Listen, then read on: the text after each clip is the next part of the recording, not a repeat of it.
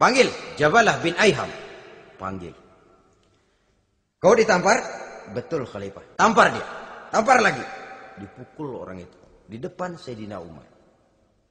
Jadi tidak karena kau ini bekas kepala suku, kau ini bekas orang terhormat, lalu ada kebijaksanaan yang tidak bijaksana.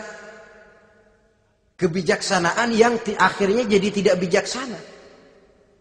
Dan itu memang sudah dimulai dengan memblokir keluarganya. Tidak satu keluarganya pun yang boleh mempunyai perasaan bahwa menjadi keluarga khalifah merupakan fasilitas dan keuntungan. Kau jangan makan di atas punggungku. Kau jangan menikmati fasilitas di atas keringatku. Dan tidak ada keinginan mewariskan jabatan khalifah kepada anak-anaknya. Pernah beliau musyawarah. Saya bingung. Kenapa khalifah? Gubernur Kufah ini sulit nyari orang. Diangkat yang lemah, rakyat ngeluh. Diangkat yang keras, rakyat juga ngeluh. Ada calon khalifah. Kalau ini mah nggak salah lagi nih buat gubernur Kufah. Siapa? Abdullah bin Umar. Anak beliau sendiri. Melotot matanya. Jangan macam-macam kau. Cukup satu orang Umar memegang jabatan ini.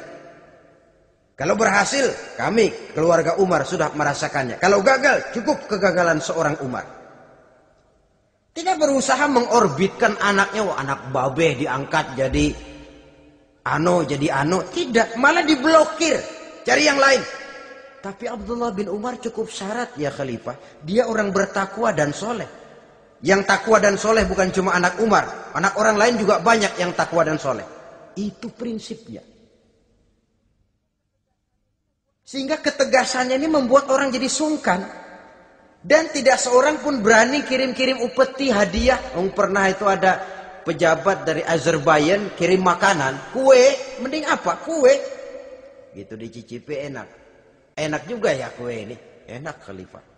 Ini di sana apa makan rakyat biasa? Bukan, ini makanan orang-orang VIP. Nah, dibungkus lagi itu kue. Dibungkus. Ontamu mana? Di luar.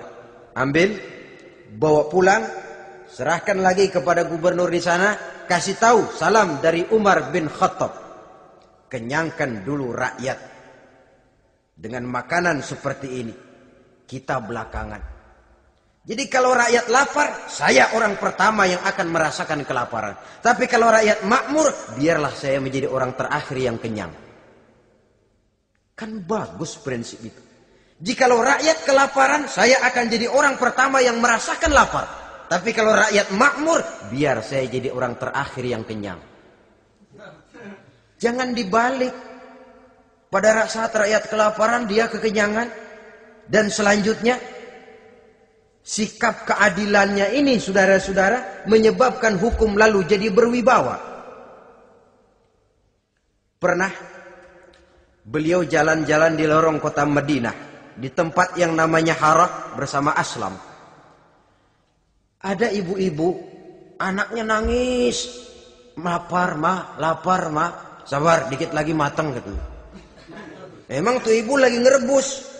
Bunyi air ngegulak, luguk. Umar lihati dari jauh, belum juga matang. Nih anak dari nangis, lapar, sampai capek nangis, sampai tidur. Anak tidur, Umar samperin, Bu, yang masak apa sih kok nggak bisa matang? Saya nggak masak apa-apa Tuhan. Itu pating kerubuk apa? Ketika dibuka ya cuma air saja. Subhanallah, ibu sudah ngebohongi anak ibu sendiri. Habis harus bagaimana Tuhan? Saya sudah nggak punya makanan untuk dimasak. Sementara perut nggak kenal kompromi. Jalan satu-satunya ya terpaksa anak saya bohongi. Saya bilang sebentar lagi matang sampai dia tidur sekarang ini. Memangnya Khalifah Umar gimana sih ngurusi rakyat? Subhanallah, dia orang zalim. Dia yang memegang urusan kami, tapi dia nggak tahu nasib saya. Anak kelaparan, keluarga terlantar. Oh begitu. Iya. Zalim betul Umar bin Khattab itu. Kalau begitu ibu tunggu sebentar. Dia pulang bersama Aslam menuju Baitul Mal. Dia ambil tepung 1 karung, dipikul sendiri.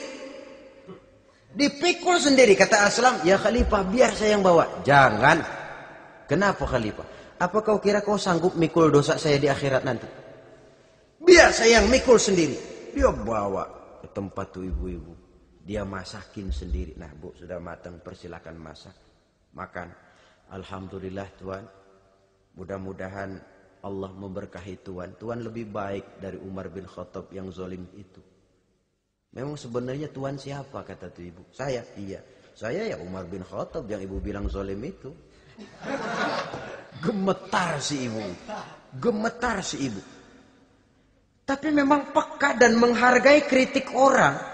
Tidak membungkam setiap orang yang nadanya sumbang atau berbeda. Kadang beliau berkata, saya khawatir karena orang terlalu segan dengan saya lalu nggak ada yang berani negor kalau saya salah. Kan begitu biasanya. Karena sudah terlalu segan lalu semuanya orang mau diaminin saja. Asal dibilang nggak benar marah, jengkel. Lalu disingkirin, maunya diiyain, ingge kula nuwun. Oke bos. Beliau bilang saya khawatir kalau tidak ada orang yang mau menegur kesalahan saya jika saya terlanjur nanti.